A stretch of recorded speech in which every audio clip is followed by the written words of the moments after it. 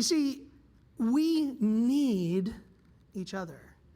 And Paul understood that, and he called them brethren. And one of the reasons that we need each other is because on occasion, right, we do find ourselves in situations where we are overcome by a trespass, or when we get caught in sin, right?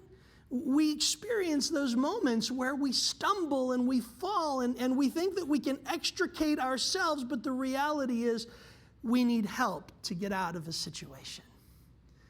Now, it's hard when you have fallen into an area of sin to go to a brother or sister in Christ and say, you know what? I think I'm in trouble here. I've fallen into this sin and I seem to be trapped and I can't get myself out of it. It's hard to do that, and it's hard to do that for a couple of reasons. One of the reasons that it's hard is because we're prideful.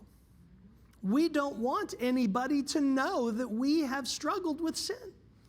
Brother, I'll tell you what, I'd be worried if you weren't struggling with sin, because if you're not struggling with it, it means you gave up, right? Because it is a constant struggle between the spirit and the flesh. As we read in chapter 5 of Galatians, these two things are opposed to each other to keep you from doing what you want to do. And the reality is we all struggle with sin from time to time. And yet we don't want others to know that we struggle with sin. We don't want others to know that we're not perfect. Well, let me be the first to volunteer to confess, I am not perfect.